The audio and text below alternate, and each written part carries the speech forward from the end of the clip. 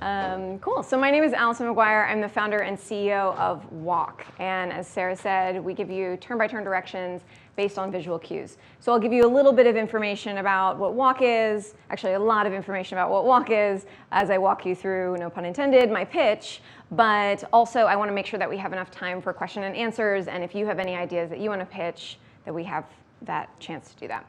So we're going to run through a lot today. Here's an overview. We're going to look at what winning at pitching means, a little bit about my background, and then here are some sample pitches that I give to investors and clients, and then how I pitch people on the subway. What are some tips and tricks that you can take with you? So does everybody here have a startup they're thinking about or an idea that you're working on maybe? Everybody? Yes? Show of hands? Yeah? A little bit? Okay, cool. So let's start with Walc. Our mission is to empower explorers. And this picture was taken in Cartagena. It's a very walkable city in Colombia. So what winning means is that you can pitch your story, whether it's in front of a camera, in front of an audience, to a person on the subway, but you can translate that message to anyone and get people really excited about it. And if you're the founder of a startup, or if you're working on a startup, there aren't many people to be brand advocates. You are it. So adopting that role is really, really important. We have won a number of major competitions, including BMW's Future of Mobility and McDonald's Innovation and Transportation Challenge. Brands are really excited to work with us because we give them the opportunity to convert foot traffic into sales, which I'll give you a little bit more info on soon. Hey guys. If you want pizza, go for it. I won't be offended if you eat. Cool. So we've also been in a number of media outlets. You might have seen something about us on The Atlantic or maybe in Fast Company or the New York Times. So a little bit about my background. As you can imagine, I was an actor, as I'm sure you have gained from the title of this presentation. So what are some common perceptions of actors that you have? Any of these? No? Anyone? Common perceptions? Follow their dreams. That's very, very generous. Yes, thank you. Yes. Anybody else? Risk takers. Risk takers. Very good. Are you an actor? Oh, thank you. No. Okay. I was going to say, it's very nice. Anything else? Okay, so we're known as being really dramatic. We're known as being really good, becoming really famous, or potentially becoming really good at waiting tables. I have a number of friends. I went to Boston University in their theater conservatory program. I was, as you can see, very dramatic. I still am. But it's a craft. It's something that it takes a lot of time and energy. And those skills, I had no idea that a degree in theater would help me in entrepreneurship, and in fact in all of my jobs since. So after acting, I got involved in politics. I was working for Mass Equality, which was canvassing to maintain the legality of same-sex marriage while I was at BU. And it was an incredible experience. We were definitely ahead of the curve, and I loved it. And so from there, I decided, come on, there are many seats. You can come out to the front. You can take my chair if you want. So then I got really interested and involved in politics, working in national security and human rights. And this is a very boring picture, which gives you a little bit of a picture of what it's like to work in Congress. However, the content was really interesting. So I handled the women's portfolio when I worked under the Tom Lantos Human Rights Commission. So we worked on issues like forced child marriage, human trafficking, violence against women, to pass legislation that ultimately helped women all around the world. And men too. Cool. So I came up with this idea, which you might have heard of. And it was called Sketch Factor, and it was this concept that you could walk anywhere, and in real time, you would get experiences of city streets. So you could see, oh, cool, there's a parade over there. Oh, cool, there's a robbery over there. Like, whatever there was, you would be able to see it, and then you could walk toward things or away from them, depending on your preferences. So I did a lean startup machine, which was an incredible experience. If none of you have done it, do it. I don't know their next session, but I advocate for them all the time. It's a really great tool that shows you if your idea has any traction. Their main point is to get out of the building and go start pitching people. So say, hi, sir, do you have this problem? Oh, you do? Okay, now let me tell you some non-leading questions to get you interested in what I'm building. And then, in fact, they make you ask people for money, which is hugely, hugely hard for people like me who come from an acting background. We're used to being starving artists and not asking people for money, but in fact, you have to say things like, okay, if you really believe in my idea, will you sign this fake contract for whatever this could be? Or in my case, would you pay me $1 to download this app so I can prove to investors that there's really a market here? So that was me getting my first dollar. I was very excited, so was the guy behind me. And what I learned from this was that we had a lot of traction. We had a lot of interest in this idea. So I built out a minimum viable product myself on a website, which was you put in your experience, and then it automatically populated on a map, which is really me as the gerbil behind the wheel, putting moments on a map. And started getting more and more traction. And then I found a couple guys to work with. Got really excited about it, made some community partnerships, and the idea was that as you create your moments of sketch, those moments can be anything from weird, dangerous, funny, bizarre. So I pitched 50 reporters, and as you'll learn throughout the theme is running a startup is you do everything, so you scrub the floors and you hobnob with millionaires. It's fun. So what I did was I pitched 50 reporters, and one of them got back to me. He was from Crane's Business Journal. And he said, this is interesting. And so he did a piece on it, and he ran with this stupid photo that my business partner and I at the time took. And it was in jest for the Silicon Valley type of founders sitting back to back and doing the kind of smirky thing. And we thought it was really funny and tongue-in-cheek and that everybody would think it was hilarious.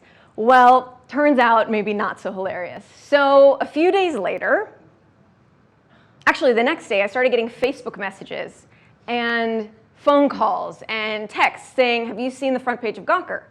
I said, no, I don't read Gawker. And they said, you should probably look at Gawker. And then I looked at Gawker, and there was my face.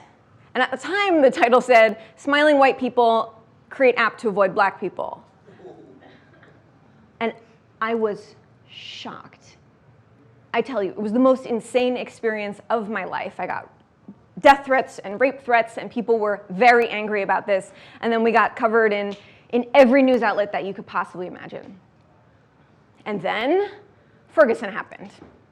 And we started getting more media requests saying, oh, how does technology tie to racial profiling, to police brutality and violence? And I said, that's enough. Like, I worked in politics. I don't want to be political. I'm trying to make a tech app here. Like, this is not what I'm trying to do. And I was really defensive about it for a long time, saying we didn't do anything wrong, this and this, but we did. We did a lot wrong. So we left it as an open platform for people to say whatever they wanted. And that is not a good idea, especially if you give a platform for trolls to come and say whatever they want. So what we had was about 4 guys, and they were all guys, unfortunately. 4 guys write about 30 posts each, all over the United States. That was the other thing, is that you could post anywhere in the US, even if you're sitting in this room. And that was a problem. And that poisoned the well. So a lot of these articles poisoned the well, and we thought, okay, what did we want to make, and what's the problem that we're trying to solve? And so we were pitching an investor on a Sketch Factor investment. And when they saw our traction, in our first week of launch, our users spent a year and a half reading content within the app. Something just happened to the presentation. But I'll tell you, maybe I'll let you fix that. But so I had this investor come to me, and he said, look, I love you guys. I don't think you're racist, but I'm an old white guy, and I don't want my brand to be sullied by this, so maybe you guys should have a nice day. And I said, no, it's not that bad. It's really this great platform and blah, blah, blah. And then he pulled out the app and he said, look at some of these stories. And he tapped on one. And the first one he happened to tap on said, dirty kikes on Wall Street. And I was mortified. And my business partner at the time didn't have a great vocabulary. He still doesn't. He would tell you that. I'm not just saying that. And he said, oh, that's funny. Allison, did you write that? So no, in fact, I did not write that. Daniel, please stop talking, and you're ruining this investment meeting. So that night, I came back to the team, and I said, we need a change. And they said, we need to change the name. And I said, no, this is bigger than that. we need to change entirely. We need to really look at what are the mistakes we've made and how can we do it better. So do you want me to try and find the presentation? Yeah, it's right there. Did it go up? Nope. Yep.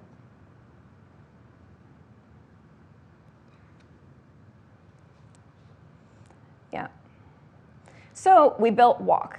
And the concept with Walc was we're going to focus first on utility, which is giving you directions based on visual cues. Nope, so that's just advancing through them. So let me see. Yeah, it's not helpful if you guys can just see a teeny tiny little keynote, right? Let's see. Hello?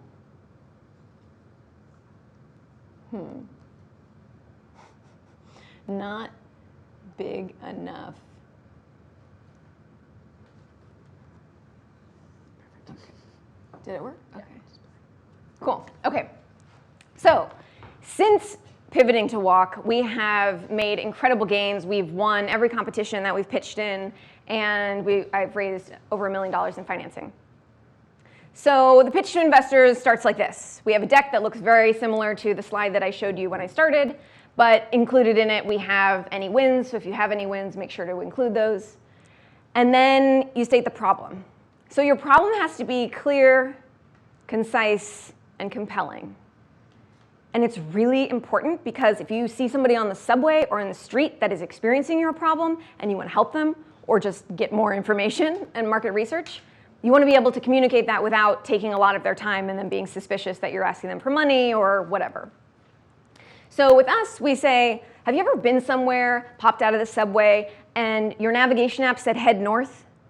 Did you turn around and around doing the smartphone pirouette, or maybe like me, start confidently walking, only to figure out that you went in the wrong direction? Well, Walc resolves these problems by giving you directions based on visual cues.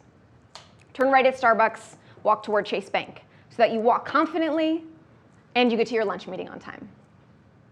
The other problem that we're identifying is that there are no real-time experiences of city streets for walkers. For drivers, yes, Waze is incredibly popular. In fact, a lot of our team members are from Waze, but not for walking.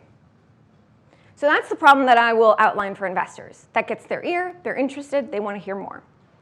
For clients, I just met with Universal Studios this week. I was in LA a day ago. I was just telling Sarah, I don't remember where I am at any point because I travel so much, but Universal Studios is interested in licensing our technology. And what that means is when you're at Universal Studios and you're walking around, you can then explore and discover new rides, maybe a deal or something. And so I had to figure out, okay, how am I going to pitch this to them to make them know that they really do want our solution and not just maybe want it. So as you can see, I changed some of our problem slide. And the pitch that I gave them was that, okay, navigation apps, look, you can see there's Universal Studios on a map right there, but it has literally zero information that's going to help me explore and discover the park. If I want to go with my family or I want to go with my boyfriend and I want to check out all these cool places, I have to do a bunch of reviews. I have to do a bunch of research in advance on TripAdvisor. What rides are good, what's not, what should I avoid, what should I check out, which increasingly younger generations expect that they can just show up and the information is there for them, myself included. And then lastly, their app really sucks. They are not the first ones to say that, I am, but by showing them, look, there's no information here that's going to help me as I'm walking around, other than there's a little pin and you can read that says there's a ride here, but you can also see that with your eyes. It doesn't give people a fun experience, and there's no incentive for them to download it. So another pitch that I give to clients is McDonald's. So McDonald's paid us $49,000 to begin research and development on what we call the walk-in feature. And what that is turn right at McDonald's, and by the way, here's a free coffee. But the offer expires in 10 minutes, so you better walk in right now. So we had to figure out a way to start selling brands, and that hook them immediately. Now, I'm very fortunate. I have an incredible co-founder who is who's a designer. He's worked in animation on The Simpsons and Cartoon Network. But if you don't have a designer, get one. Get a friend who's really good with Photoshop, because you'll need them to mock up all sorts of random things so that you can sell and figure out what's going to be an attractive sell. All right, so now back to the investor pitch. So then I give the solution slide. So here's some information about who we are, what we do. We're the leading walking app. I've told you a million times, we give directions based on visual cues.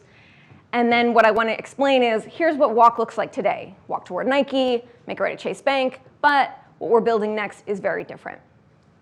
Then you want to show, where do you sit in the marketplace? What marketplaces are you in the center of?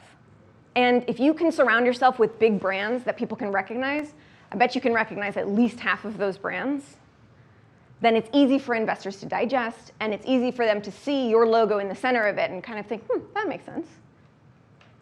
By the way, I can make all these slides available afterward, so you don't have to take pictures of everyone. You also want to show what is the market in terms of dollars. And for me, I'm really hoping for billion-dollar industries. You have to have billion-dollar industries if you're pitching to big-time investors. That means $1 million plus. But fortunately, we're at the center of some billion-dollar industries and some trillion-dollar industries, so that also is awesome. Then you want to be able to showcase, who are you targeting for your initial launch?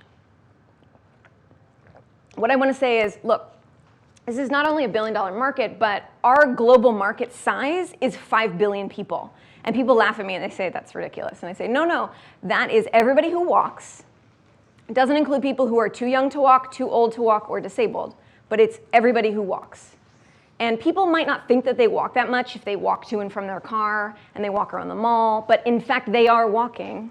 They just don't think of themselves maybe as walkers. So we're not focused on those people. Who we are focused on are city residents like you who walk all the time. And in fact, we're focused on those people who have smartphones, because if you don't have a smartphone, it's really not going to be a helpful app. And then from there, we're going to be focused on 2 generations, Gen Y and Gen Z, for different reasons. One is Gen Y likes instant gratification, and we have a lot of cash. We have $200 billion that we spend annually on travel. And with Gen Z, they're bored, and they are creating content all the time. I've worked with a lot of students, young students. Actually, maybe some of you are in Gen Z, just realized that. But they want to be creating compelling content all the time. So then you need to give a sense of, why is now the time? There is a great TED Talk that says why most startups succeed, why startups succeed. And that says timing. So the answer is timing. So if you came out with Google 50 years ago, nobody would understand it. Nobody would use it. But Google came to being at the right time. Same with Apple, same with HP, same with all these companies. So for now, so for Walc, what I get a lot, because I pitch investors who are not in New York, I pitch them on the West Coast, and they drive a lot. They don't really understand. We drive, we don't walk here, we don't get it. So I need to say, it's a huge overlooked market, 5 billion people.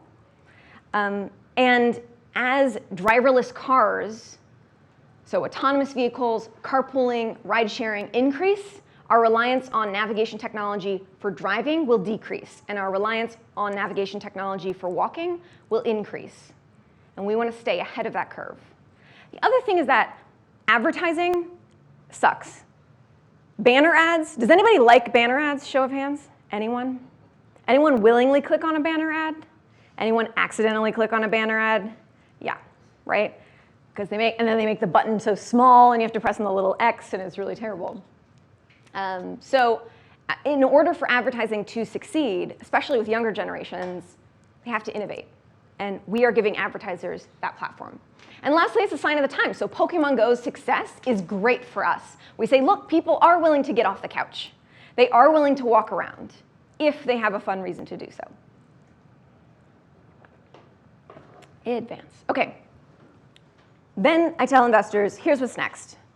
Investors like the word disrupt. I hate it, but I will use it in this context. So we are really looking to disrupt navigation for walking. And I'll show you how. So imagine you're walking somewhere, and instead of having to pull out a map and triangulate where you are and follow the little blue dot, then instead you could just hold up your app and it's your camera view, and you see an arrow that is which direction you need to walk. So if you're walking in the wrong direction, the arrow's facing towards you, and then you turn around and the arrow's facing this way. Then as you walk around, you can also tap on any of these experiences that other people have had, and you can watch a short video and decide if you want to go and have that yourself. This is what people want when they're walking around. And instead of us focusing and relying on a map, which is great for driving, we're focused on the camera app. Then I go into our wins. Then I go into our team and why we're awesome. And what investors want to see on your team is not necessarily that you have a lot of people, but that you're covering all of your bases. So myself and my co-founder, and then I have 2 other partners. One's on engineering and one's on product. Amazing guys. They are all guys and me, but they are great guys. And then we're all over the world. So I'll say we're in Toronto, we're in Israel, we're in Philadelphia, New York, and Los Angeles. And then what they want to see is a killer group of advisors. So how can you say our advisors are priming us for success? So have they worked in your industry before? By me saying we've poached a bunch of people from Waze and Uber, investors really like that because it makes sense with my industry. If you're working on an app that's taking pictures of kittens, probably not valuable, but maybe somebody who worked for Instagram is. Yeah? How do you get your advisors? How do I get them? Oh God, how much time do you have? A lot of cajoling. It's really connecting. I did LinkedIn. I know a lot of people who know a lot of people. And then I am totally fine with putting myself out there and saying, will you meet me for coffee?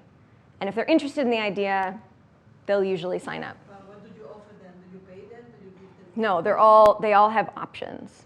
Equity? Yeah, so options to convert into equity, yeah. And usually there's a cliff there, so you say, if you work for me over 4 years, if you work for me 3 or 4 years, you'll get all of your equity, but there's a 1-year cliff, so if you only work 6 months, you don't get anything. You have to stay at least a year. So that incentivizes them to stay around. And there are different agreements that you'll have for different people. So some people will want to have more equity, some people less, and you'll find that people wax and wane. Sometimes I'll get annoyed with advisors that aren't responding to me, but they show up when they need to if they're good. And if they're not, you have to fire them. And it sucks, and I've had to fire people, but you have to do it. So then we go a little bit into why us, as opposed to Google or Apple, and here are our competitive advantages. Our traction to date, we've built an amazing platform, we have lots of people who are interested in paying us. We've closed an investment seed, assembled a great team. And then how are we going to go to market? So what is your unique strategy? Who are you focused on? And how are you going to get there? And it needs to be believable. So if you say, I'm going to take out an ad in Times Square, unless you have a lot of money in your bank account, that's not believable. And is it going to be targeting the people that you want? Investors also like to see that you're not going to spend their money just on Facebook ads. And I don't know how many of you use Facebook or tap on Facebook ads. I don't really. For apps, sometimes maybe, probably not. But for us, it's let's get in front of people. And that makes a much stronger user. So for Waze, for almost their entire history, they never had advertising. They only grew through word of mouth because they were solving a problem and people were really excited about it. Now they had a slower growth, and over 12 years they became $1 billion company, but that's how they grew. So that's a lot of what we're looking to emulate. So look at other people in your space and figure out how you can take some of their cheats. What's awesome about having advisors also is that a lot of times they'll give you insider knowledge that you can't get anywhere else. You can't read about, you don't know certain things. And so I learned from one of my advisors who's head of business development there that Waze's first brand campaign was with Taco Bell. And they signed this $1 million contract with Taco Bell. Great, huge, except for the fact that they only had Taco Bell on the map, so it looked like a Taco Bell driving app. And everybody hated it. So they got panned, they lost a lot of users. So we learned when we signed this contract with McDonald's, we're not gonna put McDonald's on the map until we have a plethora of brands that we can bring in. Then you wanna go into what your business model is, and investors love these slides. And by the way, all these slides that I'm showing you, these are the presentation version of my investor slides. So what I will do is I will first send investors the full deck, which has more text, And then when I present, I don't want them to be reading all the information. I want to just show them quickly, this is what this means. So I've told you about our advertising revenue stream. Walk into McDonald's, here's a free coffee. But we also have a licensing stream, which is what I mentioned with Universal, which is them taking our technology, plugging it into their platform. Then you want to show how are you going to grow, maybe how many clients you need, what's the average size of your client, how are you going to target them. And then you want to show another revenue stream if you can. If you only rely on one revenue stream, they might be, investors can be a little skeptical. So it's good for you to have things to fall back on. And then you don't need to focus on this so much. But oh, and by the way, we can become a $116 million business in 5 years.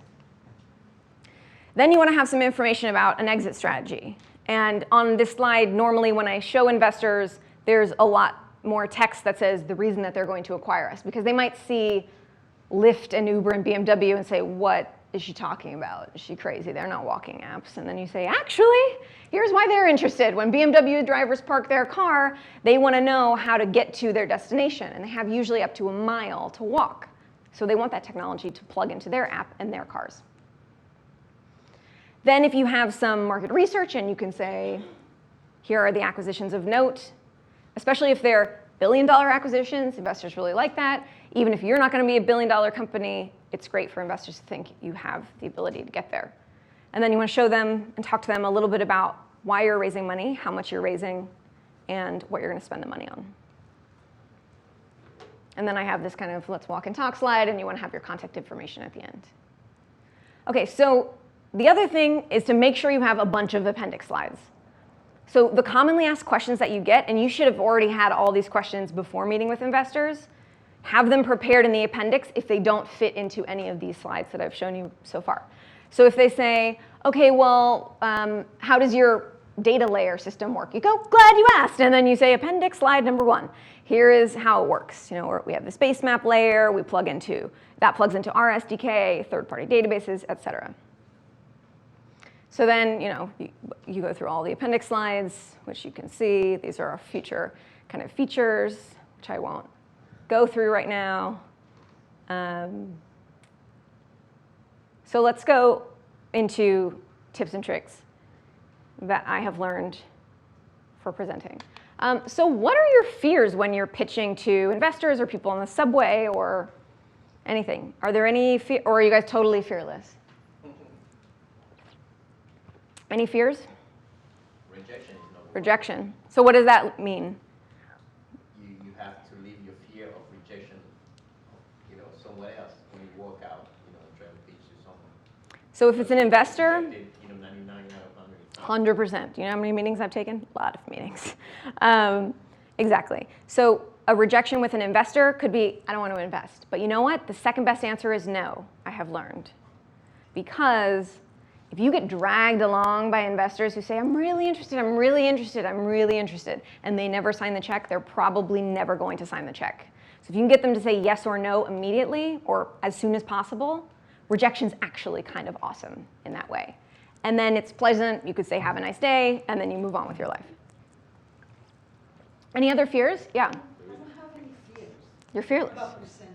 That's good. Fears, but what I have is the need to make my message concise.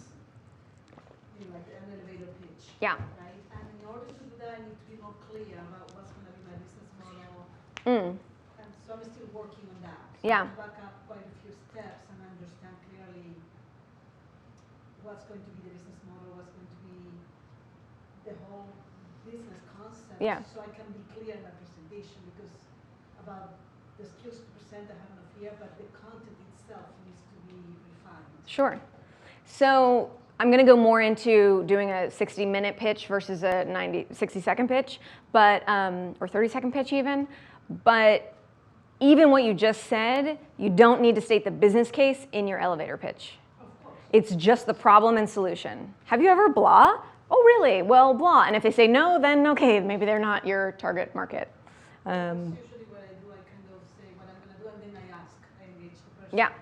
Was this, so have you ever been in a situation like this? Yeah. Or something that But if you start with your question and then provide your solution, that is more helpful because then they're engaged to begin.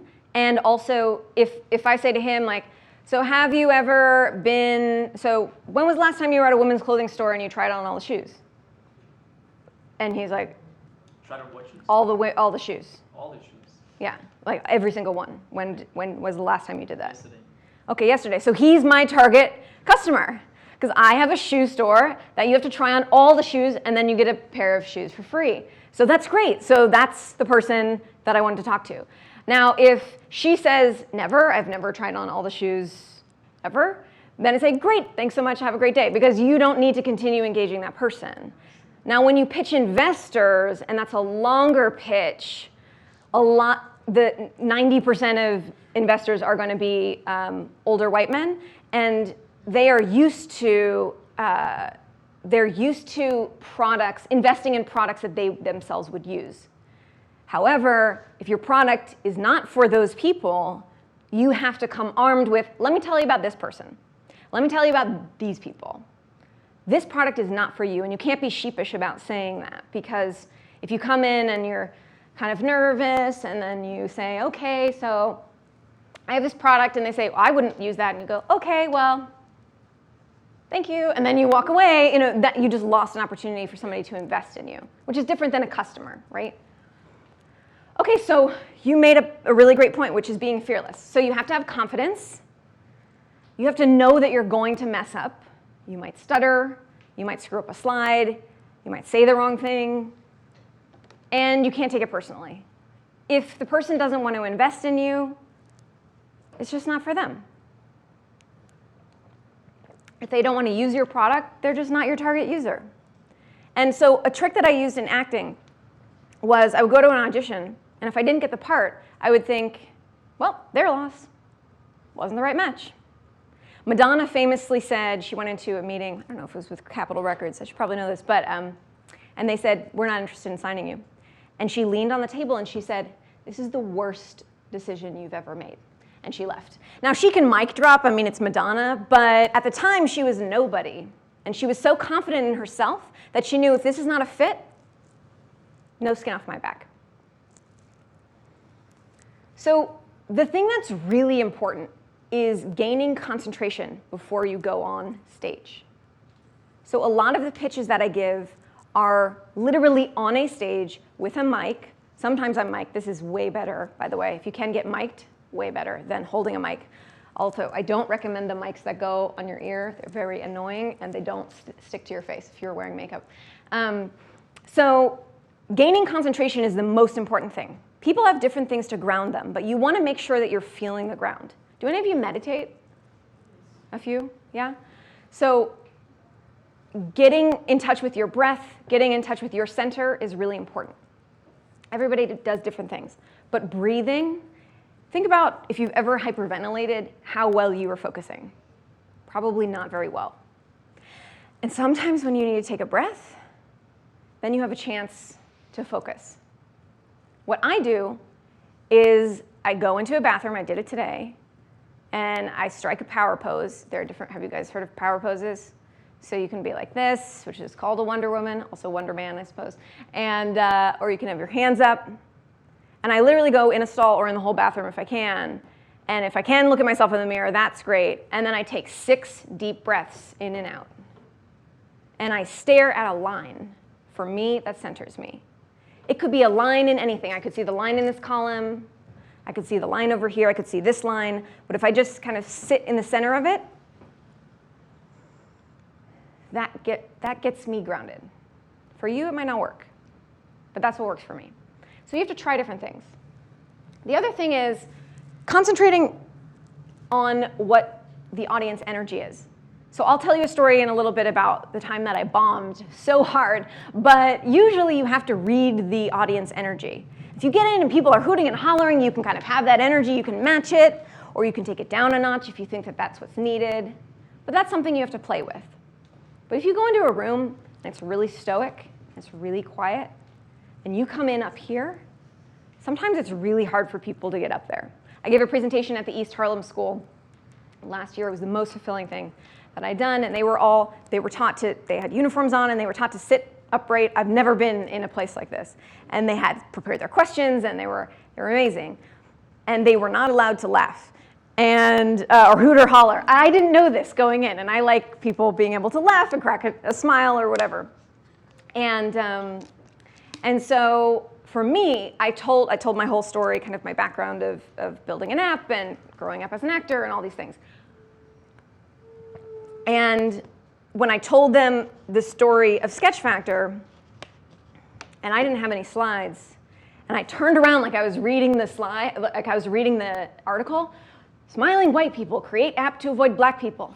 And I turned around and I was so shocked, and then they matched my because they had no idea, wait, what was she gonna say? The article was, that they cracked. I mean, they were laughing and they were shocked and they were smiling and they were talking to each other, and it was the greatest experience because I was able to take that energy and diffuse it a little bit. Because sometimes you get in and you're like, this is not gonna go well, but I have to go on anyway. And so there are different ways to diffuse that energy. My way is storytelling and getting people amped and excited or trying to connect with people in some way. Another way to break the energy is to ask people individual questions. You can call on people, you can say, hey you, what do you think about that? And that engages people in a different way. It also makes people a little bit nervous because maybe they're gonna be called on, but it's pretty great.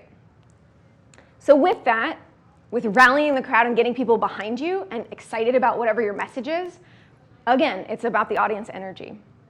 So quieter energy might bring a quieter rallying, whereas a louder energy might bring a louder rallying.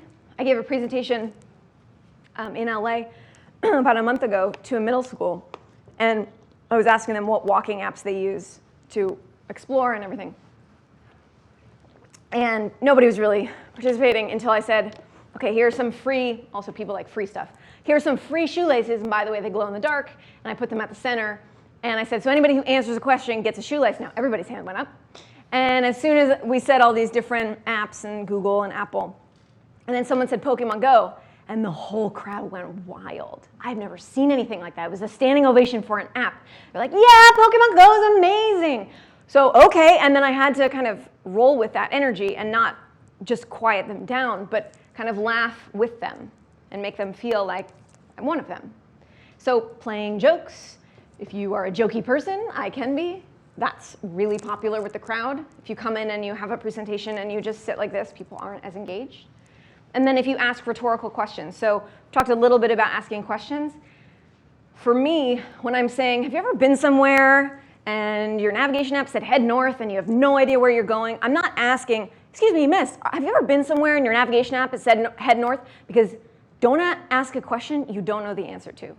Because she's maybe never been somewhere, maybe she has the best sense of direction of anybody in this whole city, and I just asked her if she's ever been somewhere, and she says, no, I've never had that problem, and you say, great, I'm gonna keep talking. I mean, there's no real good way to come back from that, right?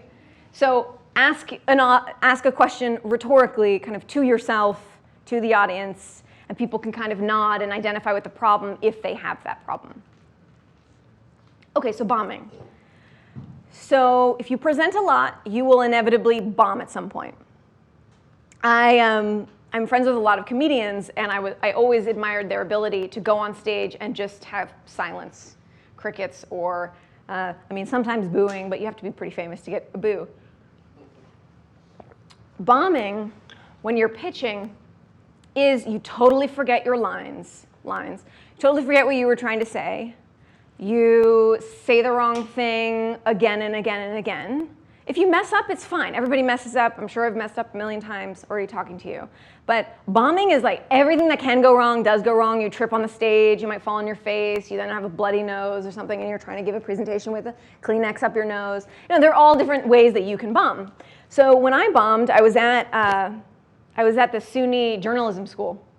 And it was, first of all, I should have turned down the opportunity because they said, we're highlighting journalism apps and technology.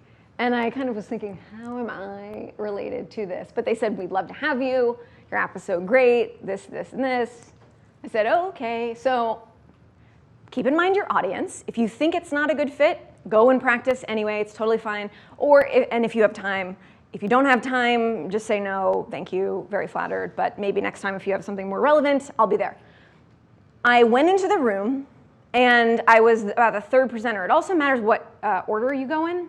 If you go, I like going first or last, shocker, but I like either getting the crowd really excited or kind of capping off the note. If you go in the middle, especially in a larger stack, it's hard to differentiate yourself. So think about ways, your style to differentiate yourself. But anyway, so I went into this room and stood, and I was so kind of excited, and my boyfriend I just started dating him, and it was the first time he saw me present, and I'm, oh, I was an actor, and all these things. And I go up, and there's a podium, which I hate if I have to stand behind the podium, but they made me. And so I'm giving my pitch, and I said, have you ever been somewhere and not known which way is north? And you said, yeah. And then I asked somebody else another question, which was very similar, and she said no. And I said, okay, I'm just gonna, all right. And I kind of tried to crack a couple jokes, and I brought out more of a shtick than I probably should have for this very serious journalism crowd, and they just nothing. I mean, the kids that broke and were laughing and were so excited and were so uptight when I first walked in, very different energy.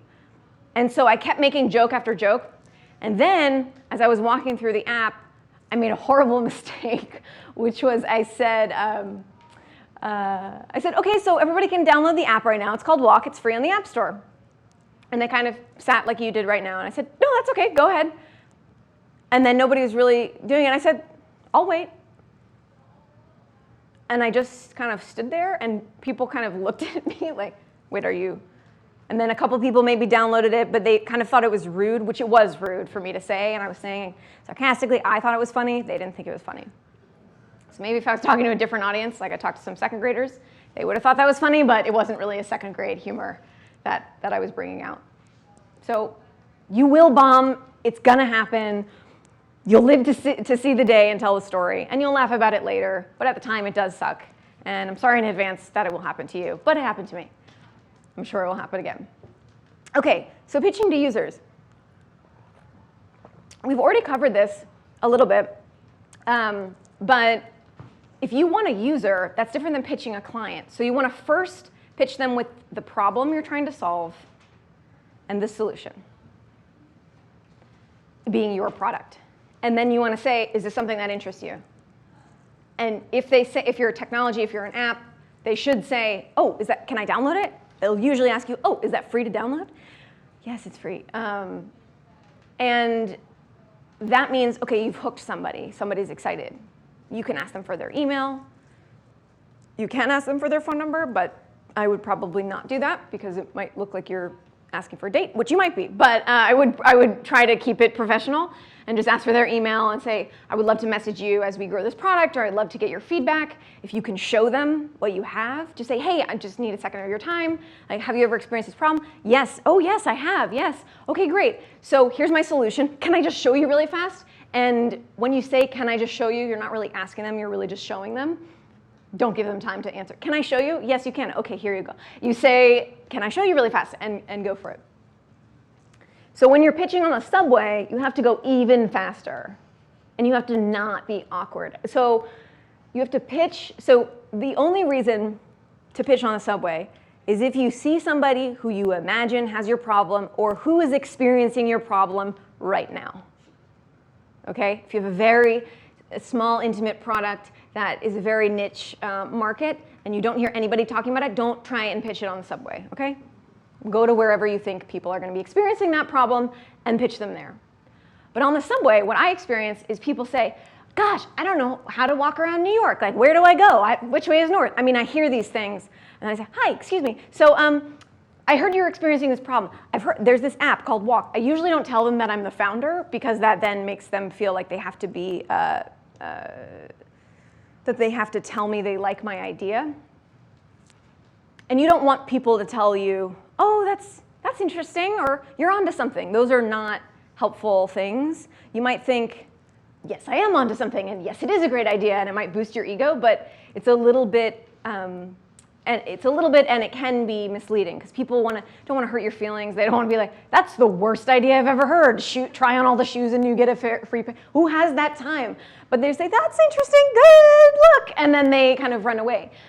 So on the subway, ask somebody before a stop, if you can, If it becomes an awkward conversation, like right soon before a stop, then get off the train and walk to another car, because you don't want to be then sitting next to that person after you've pitched them, the conversation's over, and you're like, well, I'm just gonna drink my water over here.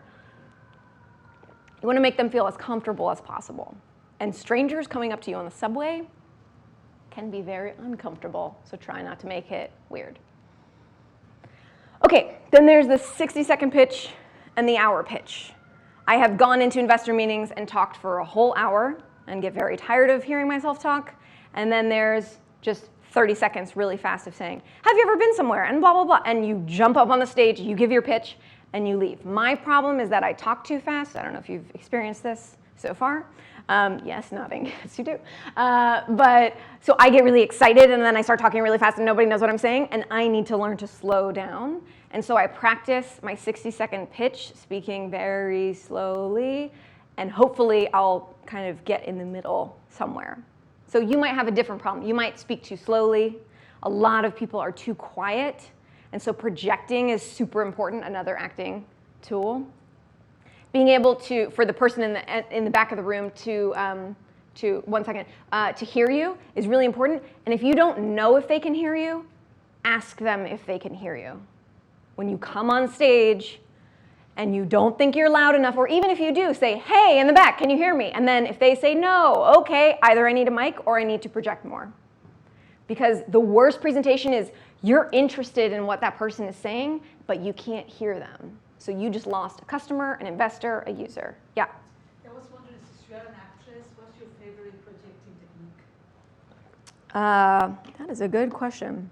I don't know. Technique-wise? Like, how do you project? How do I project? So there's a lot of speaking from your gut. So a lot of the way we breathe is from our chest. But if you breathe from your gut, and you actually feel your stomach expanding and contracting, that's when you know you are getting your full voice, as opposed to you're just coming from your chest. That happens a lot with women who are speaking in higher octaves.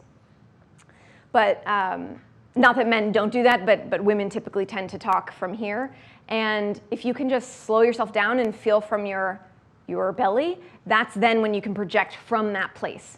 So practice with your friends. So go with your friends and say, where am I talking from? And you probably will have no idea when you try it a couple of times. But then you can feel your belly and talk, and you can feel your chest and talk. In fact, you can go like this.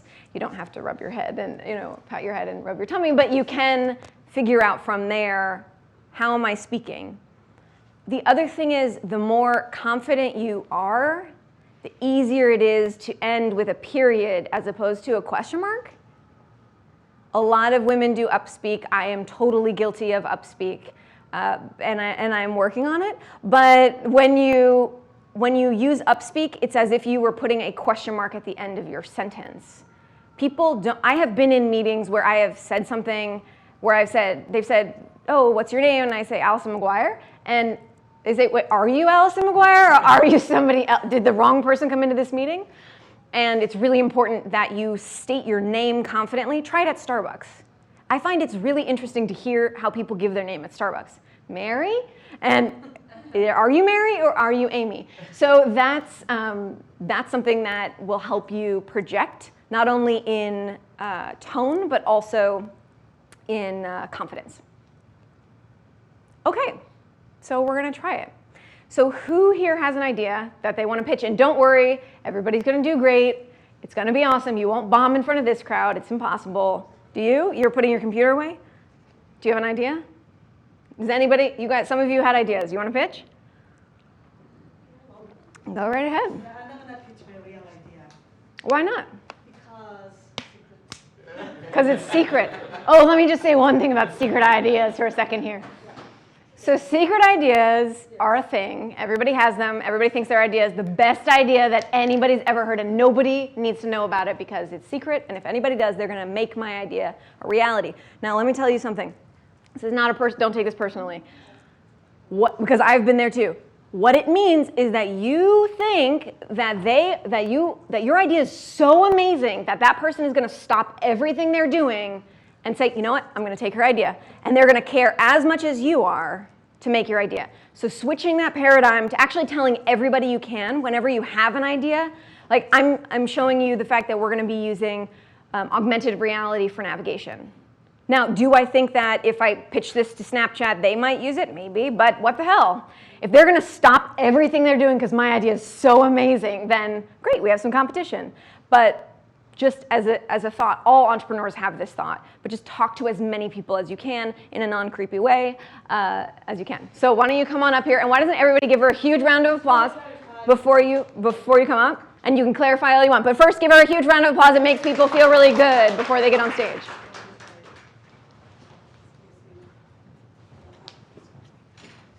All right, so which idea are you going to pitch? A real idea? A real idea of something I'm doing now. Something you're doing now. Let me just... So many ideas.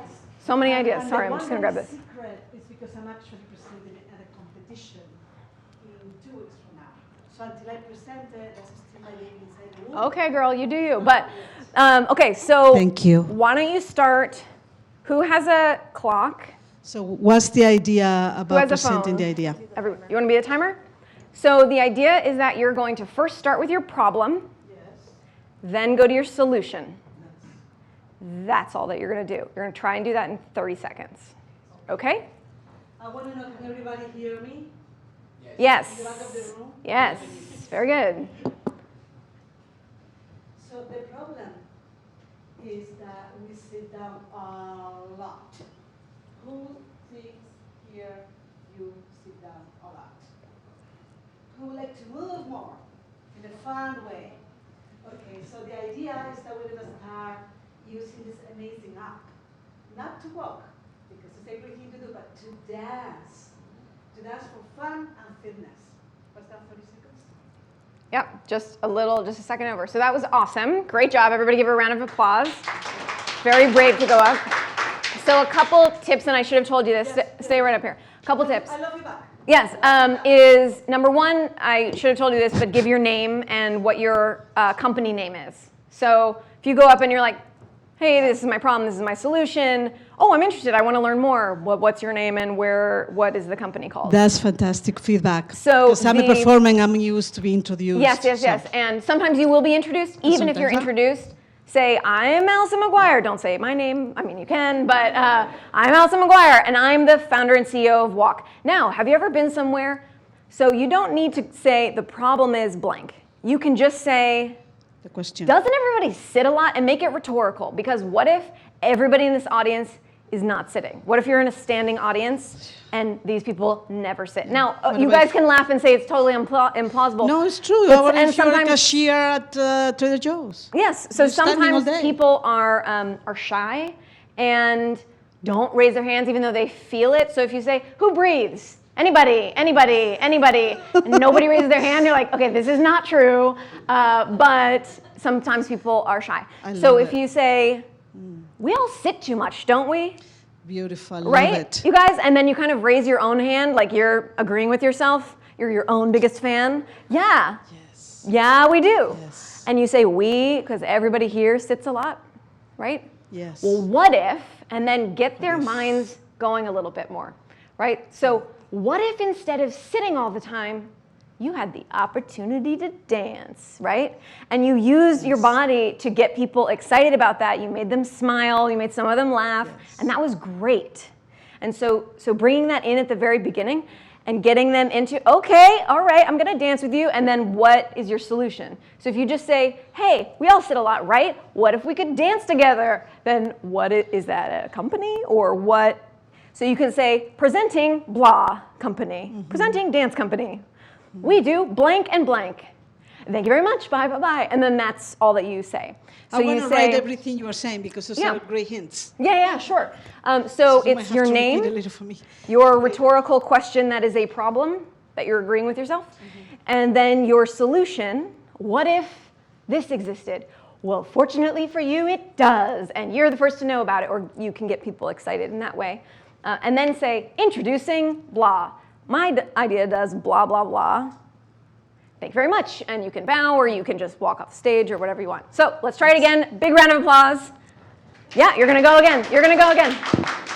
Yep. With the mic, okay. Go right ahead. Hi, everybody. My name is Puela Lunaris. I am the founder of puelalunaris.com. And today I want to find, that transition is what I need. Like, how do you go from your name into your first rhetorical question? Give yourself, so this is another acting trick, give yourself what's called a beat. Do you guys know what a beat is? No. Okay, so a beat means a pause. Yes. But it's kind of there are different types of beats. You can have beat, which is a little bit short.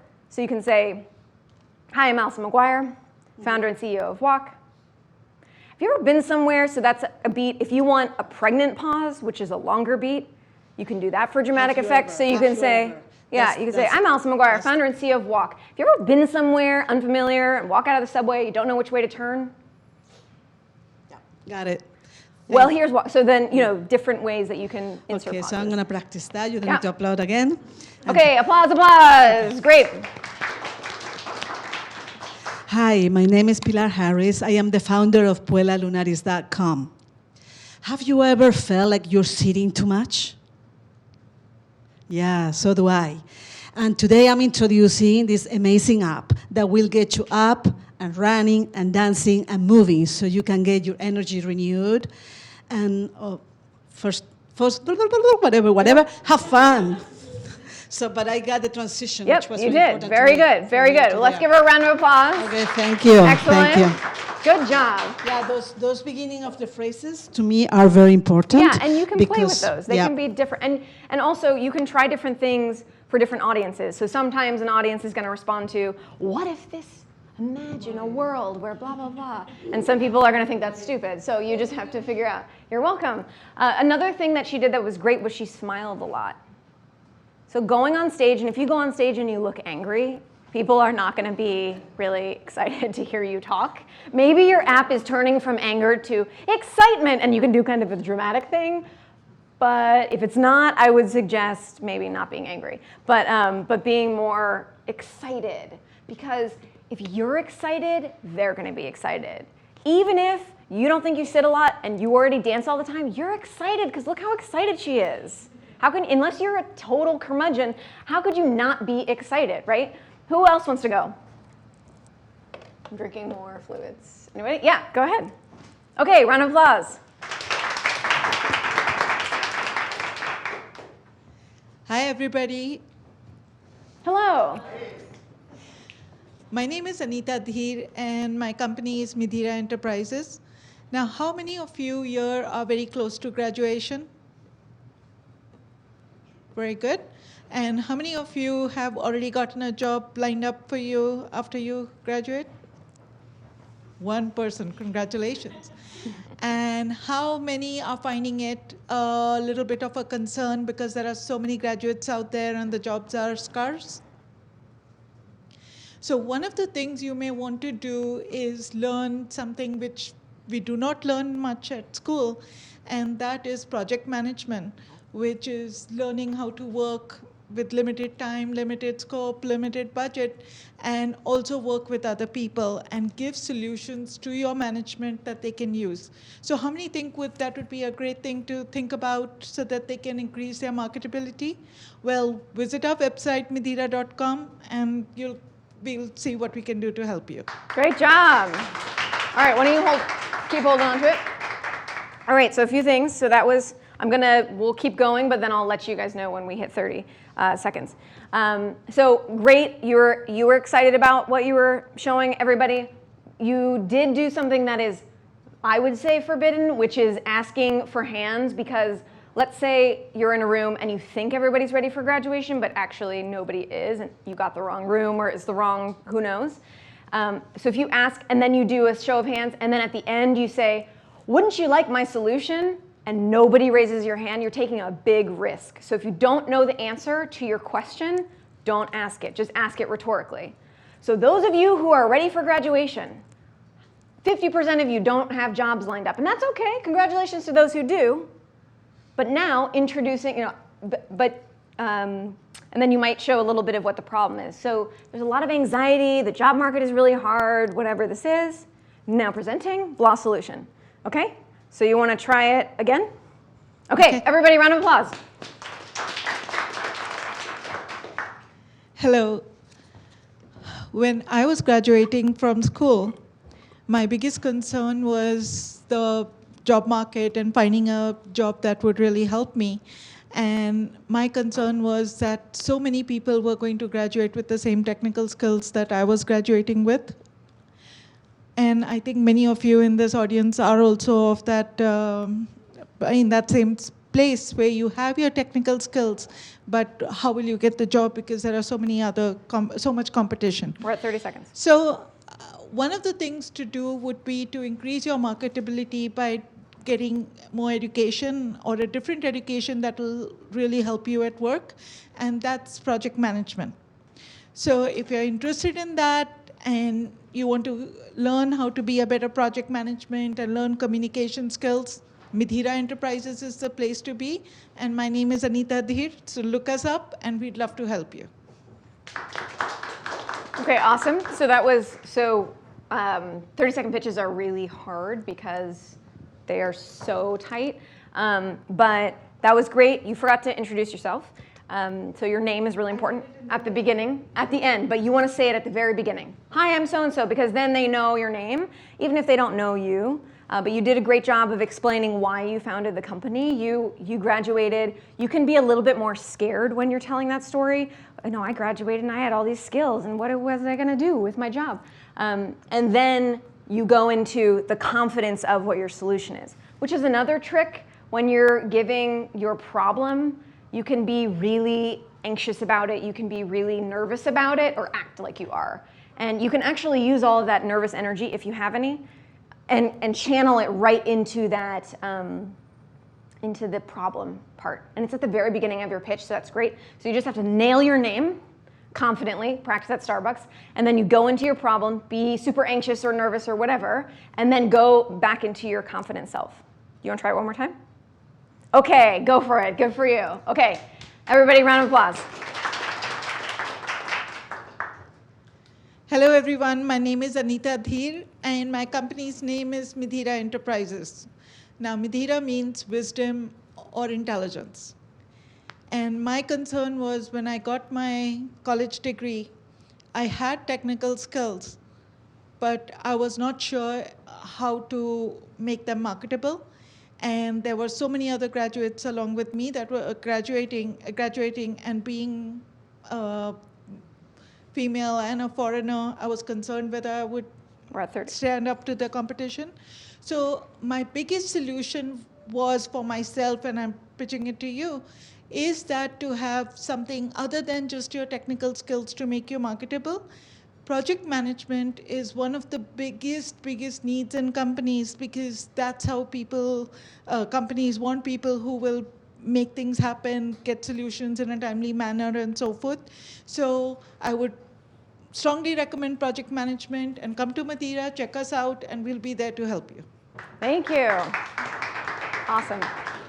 Okay, so, and you can have a seat. So, 30-second pitches are the hardest. All the pitches that we've heard are probably about a minute to a minute and a half. And sometimes if you have time, you can add in other things. But what I am noticing is what would be most helpful for you is to write down your pitch.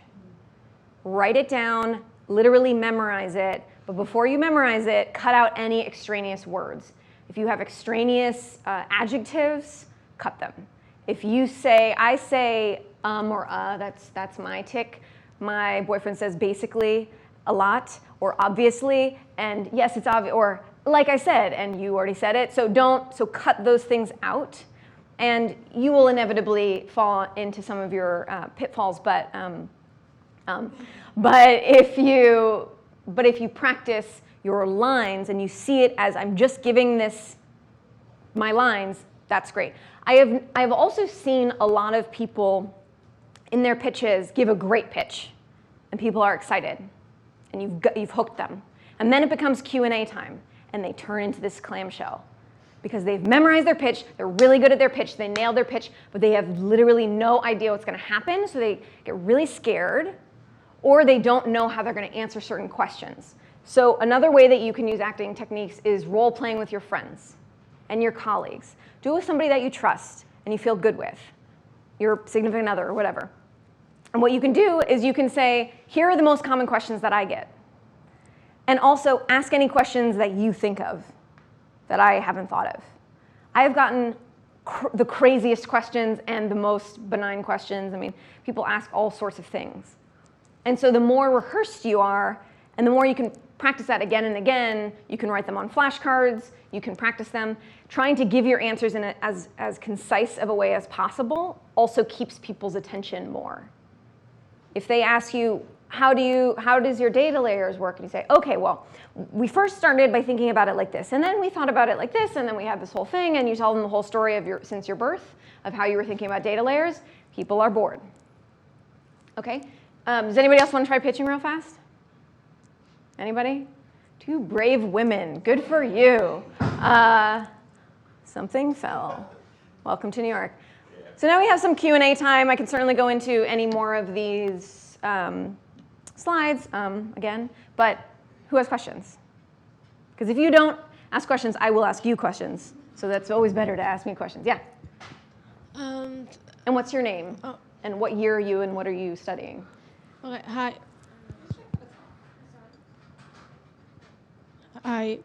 Hi, my name is Sharina. Well, currently I'm in a master's degree for tourism management. It's my last year. And regarding like storytelling or how confidence, like you pitch to someone, how do you overcome the feeling of what if?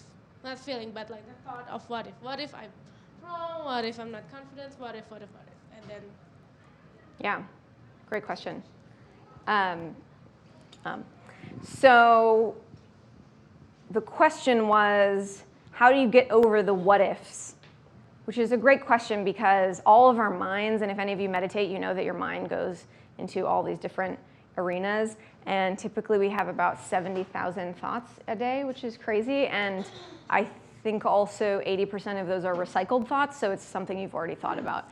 And the what ifs are a big thing. What if I don't graduate on time? What if I don't get a job? What if I don't have enough money to pay my rent? What if my parents kick me out? What if, right? So in acting, there is a time when you have to put the book away. And what that means is, the way that it works with acting is you first do, now I'm going to go through this boring story of since birth how acting works. All right, everybody, get ready. No, so first you go for a table read. And what that means is you sit around the table and you read the script. It's pretty obvious given the name. And so do that with your pitch, right? You write down your pitch, you sit at a table, and you read it aloud to yourself. Maybe somebody else. Okay? Then from there, you then go to stand-up. And before you get into blocking, which is, okay, you stand here, I stand there, then I turn, then, because everything is choreographed. I just saw Hamilton last night. Oh my God, amazing. Have you guys seen Hamilton? No? Nobody? Okay. I'm dying. But it was so highly choreographed. Every movement from their hands to the direction they were turning, you have to mark where everybody is standing and you have to memorize all of those patterns. But before you even do that, you first have to just feel what it's like to say the words on stage. And you play with your partner in a way of they say a line, you say a line. If it's a monologue, you can play it down, you can play it up, you can get really excited, you can be really down, you can kind of craft it in any way that you want. Then the director comes in and says, okay, let's get serious here. Let's start blocking this. You go over here, you do this, turn here, now face this person, etc. By the way, these are all stage techniques. A lot of them do translate to film, but film is a much more, I almost said a much smaller genre, meaning if you come in and you start giving a performance like this on camera, you're going to look like a ridiculous clown. But if you do it on stage, people can see you and hear you and engage with you. So be a little bit more than what you think, right? Okay. So then you're walking around with the script. You know all of your movements. You know you have to turn here, and you can't put your back to the audience, and you walk like this, even though it's kind of awkward to do, etc. And at a certain point, you have to take the script, and you have to put it down. And then you call for line if you need it. So what that means is he's sitting in the front row, he has the book, he has the script, and you're doing your scene, and you have a what if, and I totally forgot my line, it's the worst moment ever. And you say line, and he says your line, and then you say, oh yeah, and you just go into your line, as if you never said line, okay? And then after that, he goes away. You don't die or anything. You just go away. And then you're able to really put the book away. And what that means is all those what ifs, you have to pretend that they don't exist and just trust that you know what you're saying. Trust that you know your lines. Trust yourself. That's the hardest thing, because everybody's had this, right? And then nobody raises their hand. Many people have had dreams or thoughts of being on stage and forgetting your lines. All actors have, for sure. And it's terrifying. You go up there and you freeze, and if you're in a scene with other people, they will help you out. Sometimes they'll do what's called ad-libbing, and they'll make up a line to make you jog your memory, or they'll just go to their next line. So other people can be helpful, but if you're on stage and you're giving a monologue and you freeze, that is the scariest thing as an actor, because you can't say, line, where's the line guy? Line guy, he's gone, he left. That could happen. It could. I've been on stage and I've totally forgotten. I gave a pitch and they wanted me to do it again. And I said, okay, because it was being filmed. And I said, okay. And I stepped on stage to give it, and I totally forgot everything in the middle of my pitch. And I've given this pitch thousands of times. And I forgot. So what? Here's the thing. The audience wants you to succeed. If they're showing up, they probably aren't thinking, I hope she fails, I hope she fails, I hope she fails, she sucks, right? Why would they show up? They have other things to do. So if I came up here and I was really nervous and nobody was answering, and I mean, you would feel bad for me, right? Yeah. So they would feel bad for you too. And you say, guys, and just break the ice and say, I totally forgot what I was going to say. Let me jog my memory here. Okay, back, rewind, da-da-da-da. People are on your side.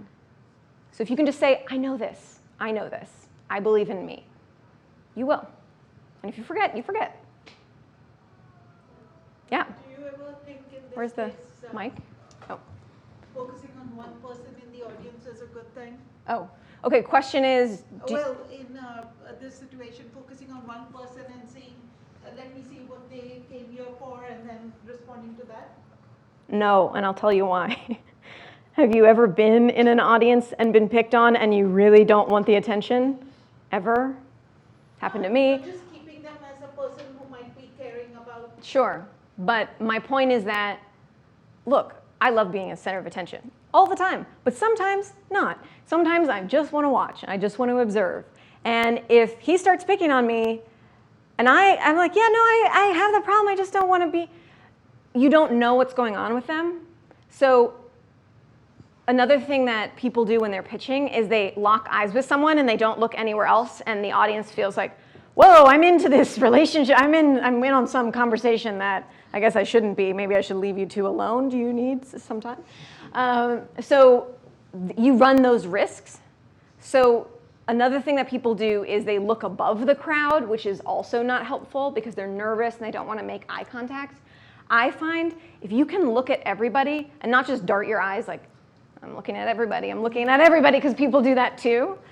And that's out of nervousness, and you'll probably do that, and I've done that. But if you can make eye contact with someone, you can see that he's nodding, you can see that he's nodding, you can see that she's on her phone, like whatever, you then know what the audience is, and you're connecting with them in an individual way without being like, sir, so yeah, so I'm just gonna give my whole So have you ever been somewhere and you haven't known what to do, and and then you keep talking, and he's already uncomfortable, and it's been 2 seconds, right? So that's what I would recommend. Any other questions? Yeah, I'm curious because from time to time I need to do a pitch on video, a 1-minute pitch, and it can be edited. You can create your deck, put it there, make it creative, and you have to be still on camera, but not the whole time. Like you can interweave you on camera with your pitch, your deck, images, whatever. So for that kind of situation, which is almost like the TV commercial in a way, I mean, it's not quite a TV commercial, but it's something you have to sell the idea to people through a 1-minute video, right? In that kind of situation, what do you recommend?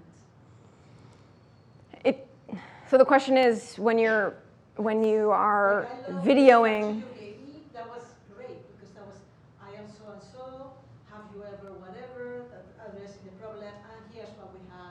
Yeah. for you. Yeah. So I love that structure, and I think that will work really well for a 1-minute video. Yeah, so that works. So that structure is mostly for a 30-second pitch. If you have a 1 minute, if you have a minute, Yes. and highly recommend writing all your lines down, cutting any extraneous information, then just repeating it, memorizing it. Then you can add in, we're the winners of blah. Our proprietary technology does blah. Our team is blah. What are the things that make you unique? And choose it for the audience. So if you're in a room full of technology people, talk a little bit more about the tech. If you're in a room full of brands, like I am a lot, talk about the McDonald's partnership. But my problem, so the question was, when you're on camera, how do you convey your message in a compelling way in a minute pitch? We have this thing called stage presence, right? Yeah. But I think on camera that applies, but maybe has a little bit, you have to give it a spin because it's a different medium, like you just said. Yeah, you have to tone it It's down. gonna be so like, Yeah, I'm not good at toning it down. But yeah, no, I've done a lot of on-camera work, and it is very different. I would say it depends on the audience, again. And most of those pitches are for accelerators or incubators a lot of times. And then sometimes you'll have it on your website, or you'll send it to an investor. Maybe you'll have it as a Kickstarter, as a part of a Kickstarter campaign or something. So it depends. If you're pitching users, it's a slightly different pitch than if you're pitching investors, where you want to make sure to talk about the market size. Because investors, if they say, that's nice, but how many people really want to dance? Isn't it only women who are over 20 years old? What about the rest of the population? People come with their preconceived notions if they're investors, so you probably want to add in some of that information. And so I'll tell you a funny thing. So I did, and it's probably on YouTube somewhere, but I did a pitch video for this competition show thing. And in it, at the end, I was giving the mission statement, and the video had to be at least 5 minutes, which is a really long time to make a video. Trust me, and I like talking, but trust me. And so in it, at the end, I said, my vision is to make the world walkable. I want you to join me and make this a reality. So you give kind of a vision statement, and I said, look, I love walking. It's not just because I have great shoes. And then the camera panned down to my shoes, and then panned back up, and I kind of gave a wink. Not really a wink, but a wink with my eyes, not winking, which is a weird thing to say. Probably shouldn't have said wink, but in that way, I kind of engaged them in a way that I couldn't in front of them on stage, because if I say, not just because I have great shoes, not all of you are looking at my shoes, right? All of you are waiting for something else, and it's kind of an awkward scenario. So funny humor works really well. You dancing, you might have a shot of people dancing for a second. Oh, or your stealthy idea. I don't know what that could be, but whatever that is, I'm sure would be good. you know that I bring this up because for me, when I'm in front of people, I have no fears whatsoever. I just look into people's eyes and I feel comfortable. Because I make a living teaching, right? Mm-hmm. Dance, some of the modalities. But on the camera, all you have is this little black hole Yeah. in front of you. There are no human beings. All of a sudden, like, I don't find myself so inspired. Yeah. And so when this, start developing that relationship with the camera. Yeah. Develop a relationship with the camera. That should be a book. I would read that. But I would say a couple things. So I did a video ad for WeWork, and how are we on time? Okay.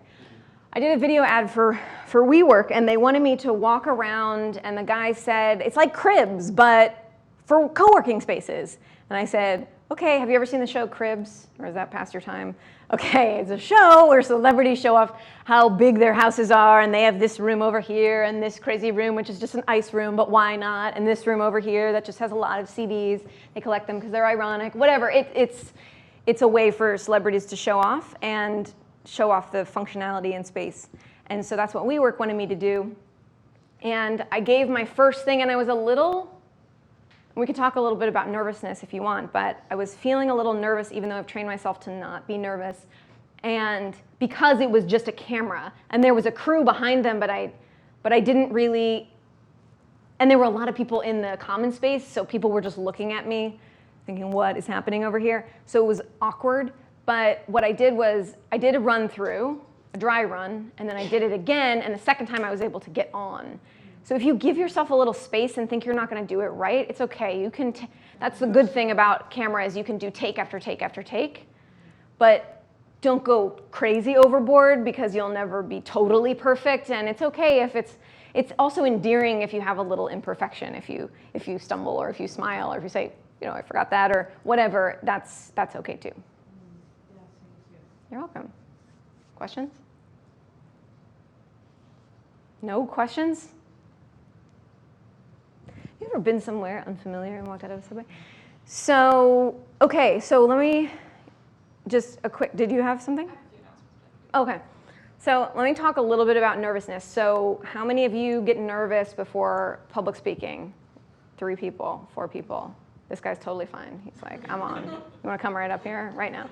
You're throwing up. Okay, that's maybe very nervous to the extreme. So when I was I've been acting since I was a kid and did a bunch of child actor stuff and then evolved to go to university for it. I went to BU in their conservatory program, sorry, NYU. And I heard my sister's friend say one day, well, I just trained myself to not be nervous, and I'm not nervous before I go on stage. And I thought, what is that? I would really love to not be nervous before I go on stage. And so, first of all, if you believe that you're not going to be nervous before you go on stage, you're more likely to not be nervous before you go on stage, right? So that's number 1. So again, it's like trusting that you know your lines, right? You trust that you're not going to get nervous. And then you say, okay, well, if I do get nervous, that's okay. That's just a feeling. I'll be fine. And just de-escalate it. I tend to polarize things, and I tend to have black or whites and catastrophize things, and if it's the worst thing ever, this is going to happen and this is going to happen. And I've learned to start to de-escalate some of those things. Like, okay, if this happens, maybe the whole world won't completely collapse in a nuclear meltdown, but maybe this thing won't work. Okay, can I deal with that? Worst case scenario is you forget your line. That's okay. Okay? And then the other thing is figuring out whatever your breathing technique is and really centering yourself, as I said in the very beginning of this presentation. Sometimes it's sitting and centering yourself. Sometimes it's standing and centering yourself. The power poses are really great.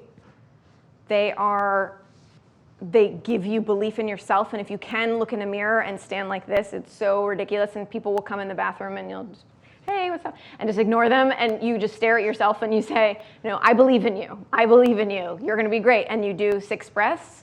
It sounds so weird and crazy, but all the people that come in the bathroom and then they see you on stage, they'll say, she's a baller. Like, it's not something to be ashamed of. And the other thing is, so I, as you have seen, like pacing the whole stage. I am working on going somewhere and standing and not moving as much. That's another acting technique, which is not talking so much with your hands, but try giving your pitch just like this. And see if you can. Just try it. No, this isn't what you're going to pitch publicly. This is just you in rehearsal, right? You're going to practice your pitch, moving as little as possible, which I find very difficult, and just deliver your pitch. Now, then what's great is when you get into 60-second pitches, you get into minute and a half, technical trouble, pitches, you will discover that you have different points of your pitch. Is it me? Oh, move over here. Huh. So if you have different points of your pitch, think about, you should have different points of your pitch. You should have your problem, which is a point, a solution, which is a point, who you are is kind of a half point, and then after that, any details are a point, but you might have several points. And what I mean by point is, it could be a point about your business model. It could be a point about your team. It could be a point about your technology, about the market, about whatever. Each of those points deserve their own gravitas. So you don't have to move for every single point, like I tend to do, but you can deliver a point. The market is 5 billion people. So let me tell you about our team. And then you can walk, or you can just walk and stand. A lot of people don't like walking and talking, and they just like giving a point. Have you ever been somewhere, blah, blah, blah? Walk gives you directions based on visual cues. See, I have a really hard time not talking when I'm walking, but you might be really good at that. And if you go to, and don't walk from here, not talk and then walk over here and then deliver your next point and then not talk and walk over here, people then think you're weird. But if you can move into tiny movements, that will also help you connect with multiple people without staring at the one guy in the front who now feels really uncomfortable that you're staring at him. Any other questions? Yeah? So what if during the investor pitch and the investors ask you a question that really in details or specific and you can't like find any answers at the moment, what will you do? That's one of those what ifs, right? So investors and people in general, investors are people too, investors will ask you questions that you don't know the answer to. That will happen. You will come in so prepared, and then they'll ask you a question, and you will think, oh my God, how do I not know what this is? And if I don't answer this question right, then they're going to think that I'm an idiot, and they're not going to invest in me, and what if, right? So there are a couple things.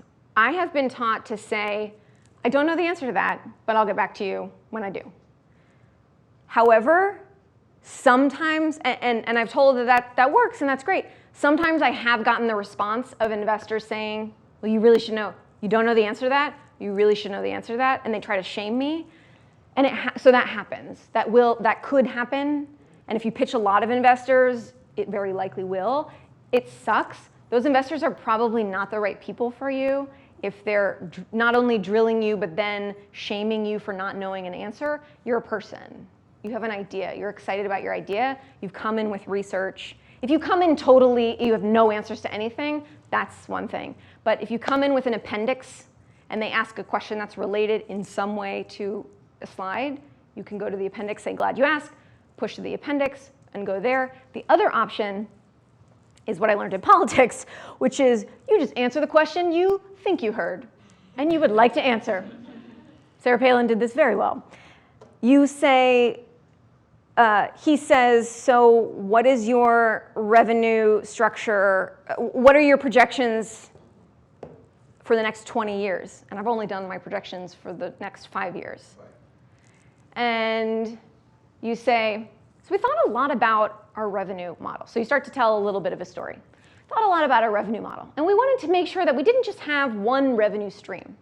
Because if we only had one revenue, and you kind of start to divert them over here, and then you say, so for our year 5 projections, we have a $116 million business, which is split about 50-50 between licensing and advertising. And within licensing and within advertising, in fact, we have 3 different models. One is geo-targeted ads, walk into McDonald's right here. One is the deal.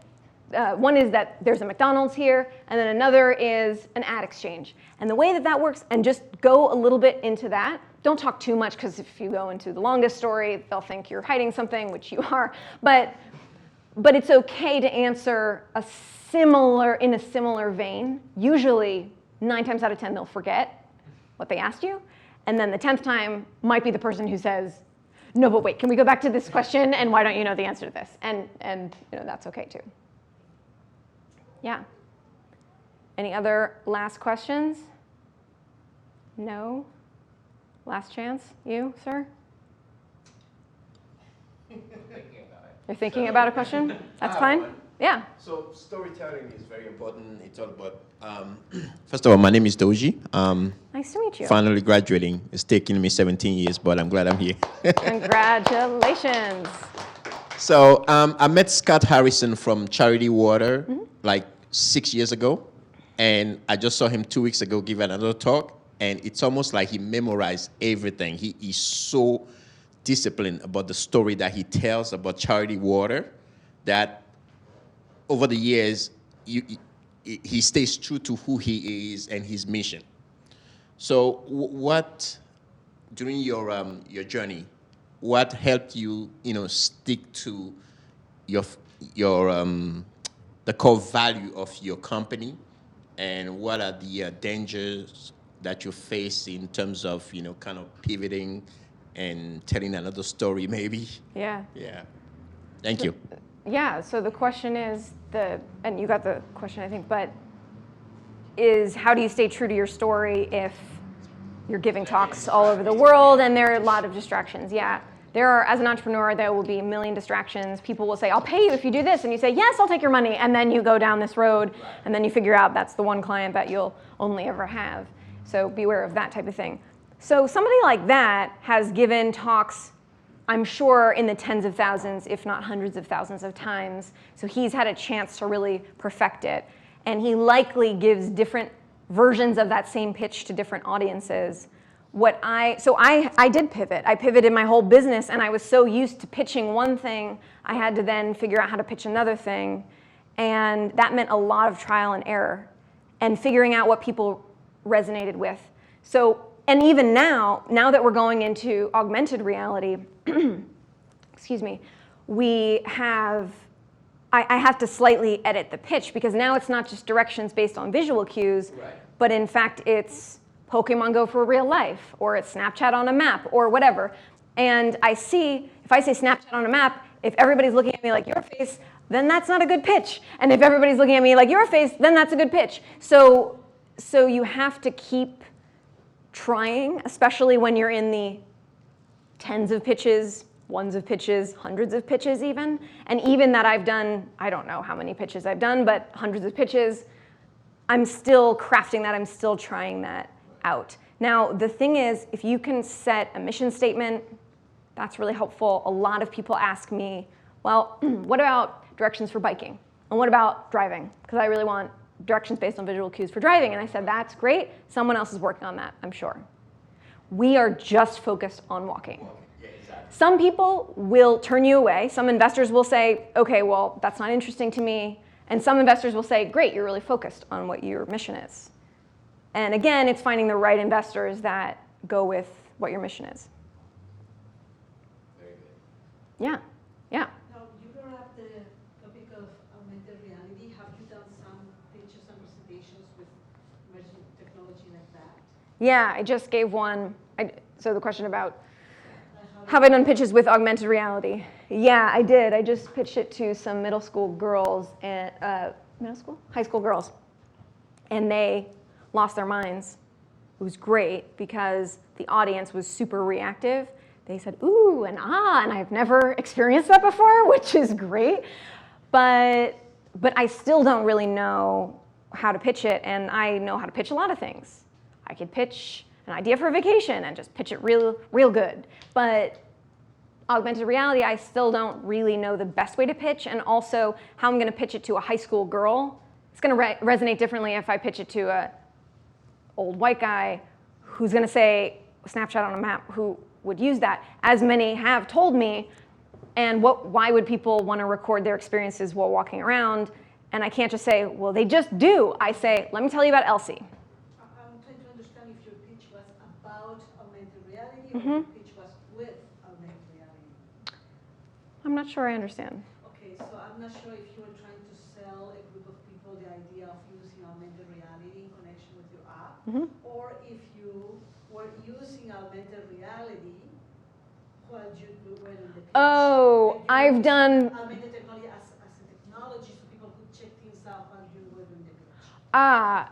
I don't like telling people to take out their phones when I'm pitching, because it sounds like a good idea at the time, and then it turns in this black hole of what's on Twitter and what's in my email and blah, blah, blah.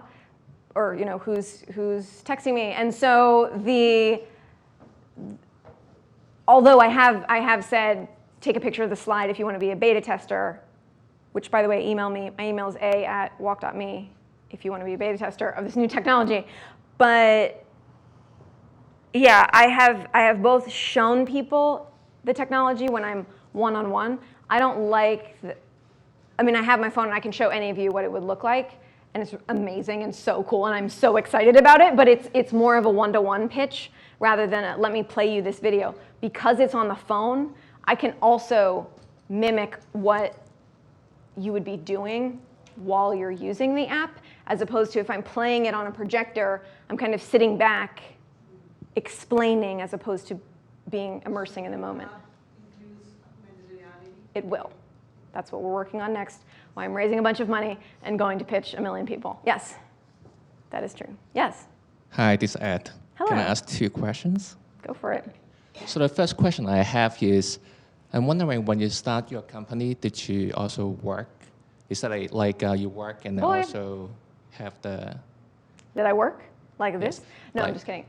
So yes, I would say I work a lot now, so I would call that work, but, which is just a slight joke. But so when I had my first idea, I was working at a tech company, and then I started working nights and weekends on this idea.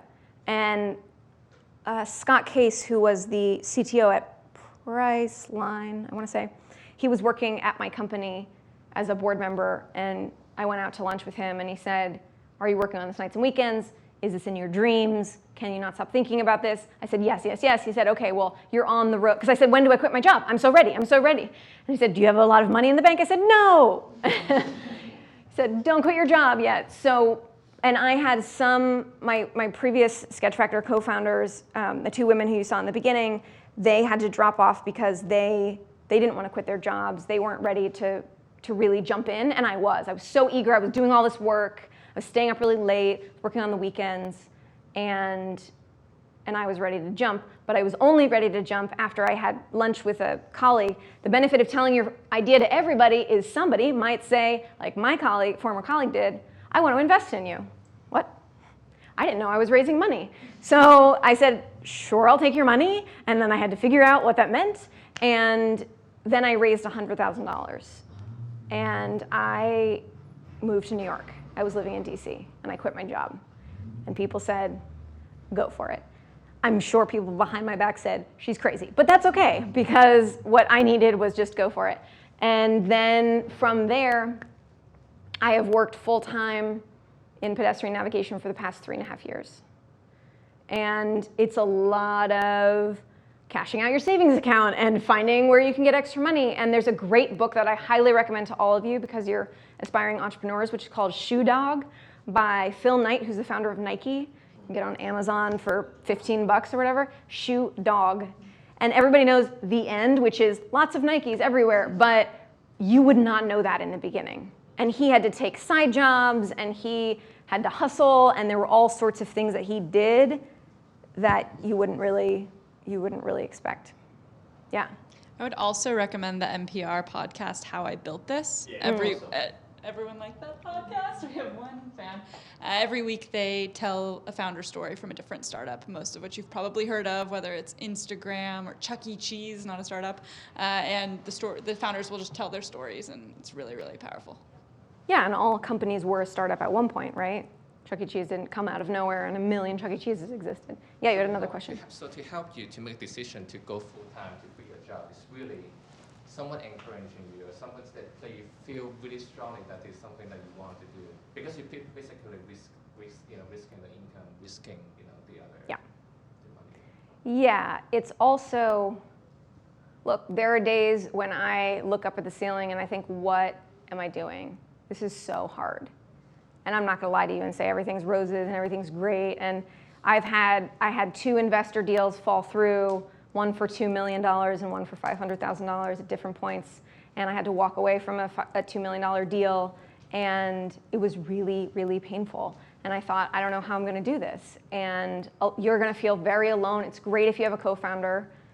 It's really great. I have a partner, but he lives in LA, and I have other partners who are amazing, but if you're the founder CEO, you're doing a huge percentage of the work, and you have to not resent other people for working with you and not doing as much of the work. Make sure your equity splits are okay, but look, in retrospect, I wish that I made a bunch of money and then quit my job and started this, because then I could live off of that and draw off of that. I saved a little bit of money and moved to New York City, which is really, which I thought was gonna be great for opportunities, and it is, but it's not a very cost-effective option, I would say. So if you have money in the bank, that's great, but things take twice as long as you think they're going to and cost twice as much. So I thought $100,000 was a lot of money, but because I wanted to only raise 50, but $100,000 was not enough, and had to go on to raise another $1 million, and now I'm going on to raise another 2.5. Can I add to that? Mhm.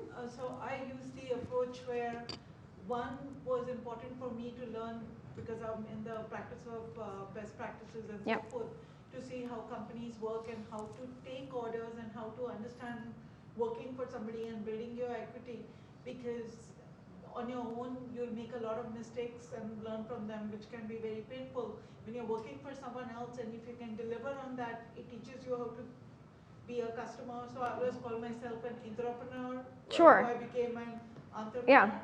And the savings, in my case, it was a lifestyle choice. And I didn't want to have someone saying, Anita, it's 2 o'clock, what are you doing sitting in this room here? So for me, it was building the savings, because it's also taught me to be frugal from the beginning. Because otherwise, if you have to be frugal once you start your business, or somebody tells you you're buying a desk with my $500,000, how dare you?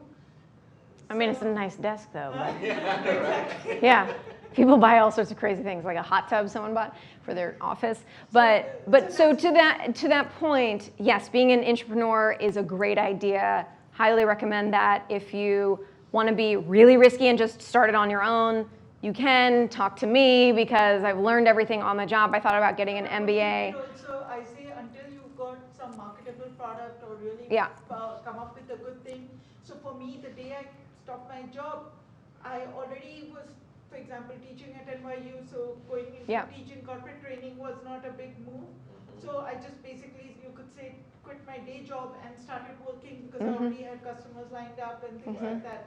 So that way you're not making it as painful as compared to where you don't have a product, you don't even have an idea, you don't know what you're going to do, and then you say, someone give me money. Yeah, so that's not going to work. I only quit my job after I'd raised some money. So that's something that I would say, if you need to raise money, if you don't have to raise money and you can bootstrap, do it, because it's way easier. Raising money is super, super hard.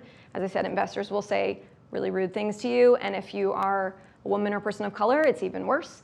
But the other thing that I would say is, I was at a tech company before I started my company, so I learned about what an API is and what a product line was and how to sell business solutions that were technology focused.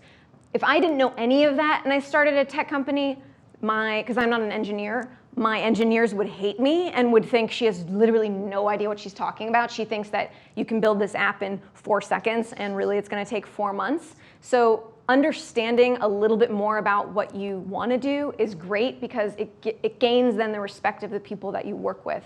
And the other thing is, I would say, I knew a little bit about technology. I know so much more, and you will learn so much more. And there was a lot of me that felt resentful of, oh, I'm going to have to stay up late, and I'm going to have to scrounge for pennies, and I'm going to have to do this and this, and I don't want to do that. My idea is so great, and this and this.